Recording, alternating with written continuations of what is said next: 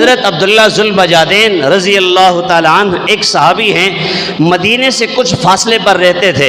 ان کو پتہ چلا کہ ایک شخص نے نبوت کا دعویٰ کیا ہے، کوئی ہستی یہاں پہ نبوت کا دعویٰ کر کے آئی ہے، کوئی نبی ہے یہاں پر آیا ہے۔ تو وہ چلے حضور پاک علیہ السلام کے پاس، جب پہنچے حضور کے چہرے انور کی جب زیارت کی، حضور پاک علیہ السلام کے چہرے مبارک کو دیکھا تو سمجھ گئے کہ یہ چہرہ کسی جھوٹے کا نہیں ہو سکتا۔ کلمہ پڑھا، مسلمان ہو گئے۔ جب گھر واپس گئے تو والد تو فوت ہو چکے تھے، اپنے چچا کے پاس رہتے تھے، والدہ تھی اور ایک چچا تھے، ان کے پاس رہتے تھے۔ لیکن جب بھی ان کے سامنے اللہ کا تذکر آتا تھا ان کا چہرہ کھل جاتا تھا۔ ابھی اعلان تو نہیں کیا تھا، ایمان کو چھپا رہے تھے، ایمان کو چھپا رہے تھے، لیکن خوشبو کہاں چھپ سکتی ہے، مشک کہاں چھپ سکتا ہے، اور یہ عنبر کہاں چھپ سکتا ہے، یہ خوشبو کہاں چھپ سکتی ہے۔ جب بھی اللہ کا نام آتا چہرہ کھل جاتا، جب بھی حضور کا نام آتا تو چہرہ کھل جاتا۔ چچا سمجھ گیا کہ کوئی تو گڑبڑ ہے، پوچھا بھتیجے لگتا ایسا ہے کہ تو نے کلمہ پڑھ لیا ہے، تو مسلمان ہو گیا ہے؟ بھتیجے نے کہا ہاں چچا میں نے کلمہ پڑھ لیا ہے، میں مسلمان ہو گیا۔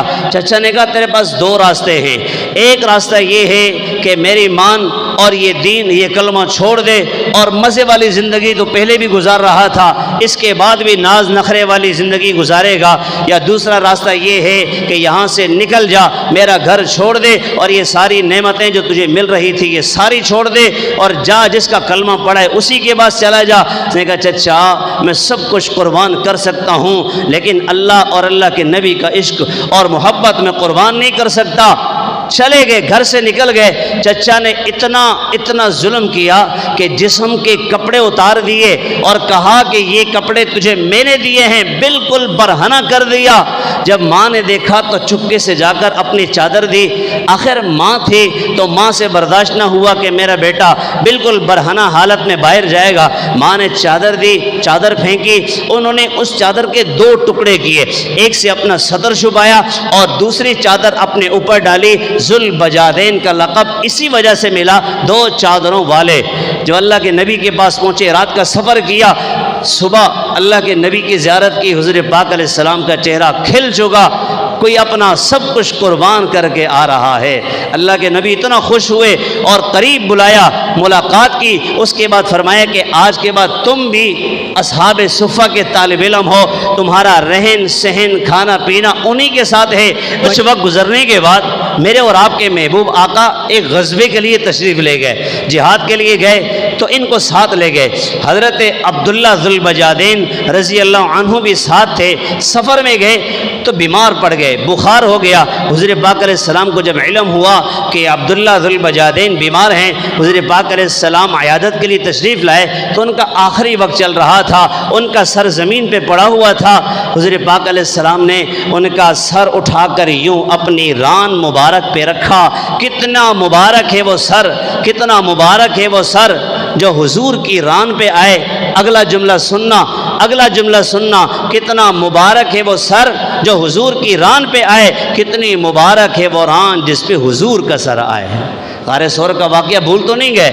حضرت صدیق اکبر یوں بیٹھے تھے، حضور پاک علیہ السلام نے سر مبارک رکھا تھا، بیمار تھی حضرت عبداللہ ذوالبجادین، ان کا سر اٹھا کے اپنی گود میں رکھا۔ آخر زندگی گزر رہی، حضور پاک صلی اللہ علیہ وسلم کے چہرے انور کی زیارت ہو رہی، حضور ان کے چہرے کو دیکھ رہے اور اسی حالت میں وہ دنیا سے رخصت ہو چکے۔ اللہ کے محبوب نے فرمایا کہ ان کے لیے جو ہے کفن دفن کا انتظام کیا جائے، ان کو غسل دیا جائے۔ غسل دیا گیا۔ حضور پاک علیہ السلام نے اپنی کملی، اپنی مبارک چادر، وہ چادر ان کے لیے بھیجی، یہ چادر جو ہے ان کے کفن کے لیے ہے، ان کو کفنا دینا۔ جس نے اللہ اس کے رسول کے لیے اپنے جسم کو برہنہ کروایا، آج اللہ اتنی حوصلہ افزائی فرما رہے ہیں کہ اللہ کے محبوب کی مبارک کملی جس کی اللہ قسمیں کھا رہا ہے، وہ مبارک چادر حضرت عبداللہ ذوالبجادین کے کفن کے لیے آ رہی ہے۔ ان کو کفنایا گیا، حضور نے خود جنازہ پڑھایا، اور میت کا جو ولی ہوتا ہے وہ قبر میں اترتا ہے اور میت کو قبر کے اندر اتارتا ہے۔ ان کا کوئی نہیں تھا، حضور پاک علیہ السلام خود قبر کے اندر اترے اور فرمایا لاؤ اپنے بھائی کو میرے حوالے کرو۔ حضور پاک علیہ السلام نے اپنے مبارک ہاتھوں سے یوں قبر کے اندر اتارا اور فرمایا کہ یا اللہ میں عبداللہ سے راضی ہوں، تو بھی عبداللہ سے راضی ہو جا۔ حضرت عمر فاروق رضی اللہ عنہ کھڑے تھے، حضرت ابوبکر صدیق رضی اللہ عنہ کھڑے تھے۔ حضرت عمر کہنے لگے ہائے کاش آج عبداللہ کے بجائے یہ میت میری ہوتی اور حضور پاک علیہ السلام مجھے یہاں دفناتے۔